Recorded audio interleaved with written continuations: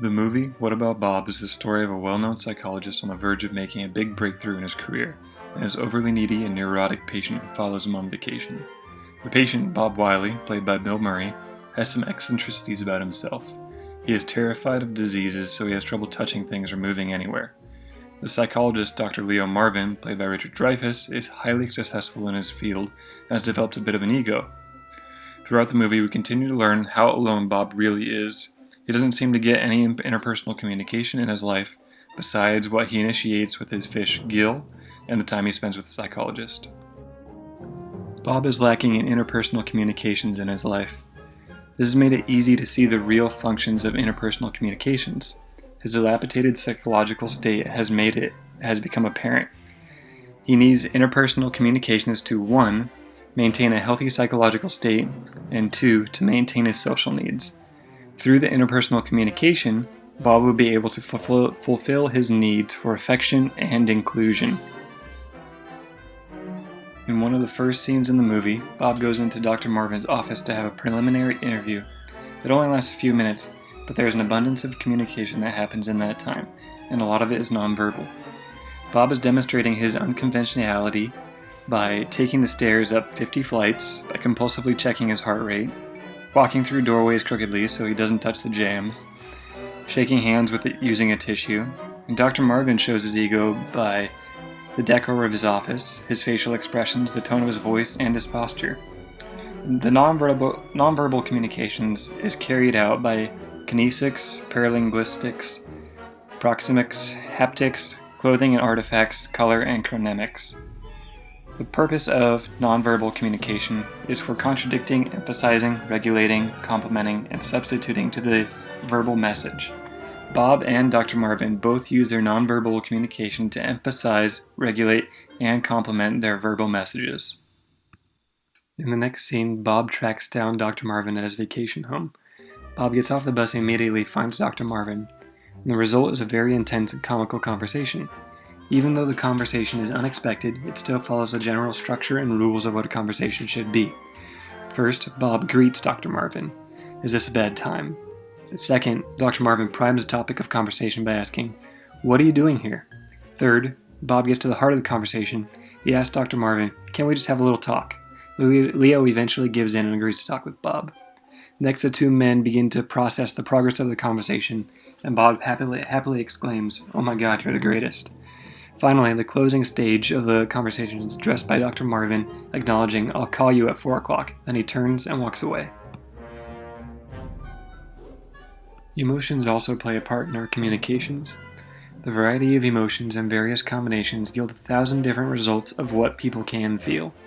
In the scene where Bob teaches Dr. Marvin's son how to dive, Dr. Marvin is overcome with a variety of feelings. He feels surprise and happiness, then surprise and anger, then anger and disgust with Bob, then anger and disgust with himself after he pushes Bob off the dock and into the lake. Clearly, this is an overreaction from a trained psychologist, and his emotions got the better of him when he pushed Bob, and then shouted at his neighbors. The reason these actions took place, though, were because Dr. Marvin's emotions affected the evaluations of his actions. He was forced into an emotional state where he had less control. In one of the final scenes of the movie, Dr. Marvin has been so broken down and reduced that he feels the only way to get his life back on track is to get rid of the source of his current problems, Bob. He attempts to murder Bob by tying him to some logs, rigging him up with 20 pounds of black powder, and blowing him up. In the scene and over the course of the movie, Dr. Marvin has used various types of power in attempts to get Bob to leave him alone. He uses referent power, expert power, reward power, but none of it seems to work. He eventually breaks down and uses coercive power by pointing a rifle at Bob and marching him into the woods. Bob fights back through the entire movie using persuasive power and eventually ingratiating himself into Dr. Marvin's family and friends. This scene is also the climax of Dr. Marvin and Bob's conflict. Conflict can be resolved in a variety of ways. The parties involved could avoid the issue. They could be accommodative and just give in. They could be compromising and be fair. They could work together and be collaborative. Or they could, like Dr. Marvin and Bob, be competitive in seeking a resolution to the issue. Dr. Marvin and Bob are both high in assertiveness, but low in cooperation. They work against each other until one of them breaks.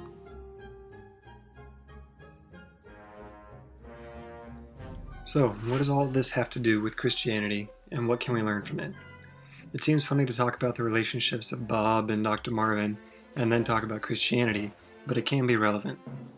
From this, we can learn what not to do when interacting with other Christians. As Christians, we need to recognize that we are part of a body of believers, and we are not living isolated lives. This means that there will be interactions with one another, and having practical knowledge of how to maintain these interactions and relationships is beneficial. And in the same way, Christians also need to realize that they're interacting with non-believers. These are like business transactions or friendships. You need to be able to have practical knowledge of interacting with them as well in order to have positive experiences. And then finally, Christians also need to have good knowledge of interpersonal communications in order to have positive experiences when sharing the gospel. From what I've seen, there are tons of people who are willing to share the gospel, but they don't always have tact or an understanding of how to even talk with people. So it's important to be able to use those skills that we've learned and apply them to sharing the gospel.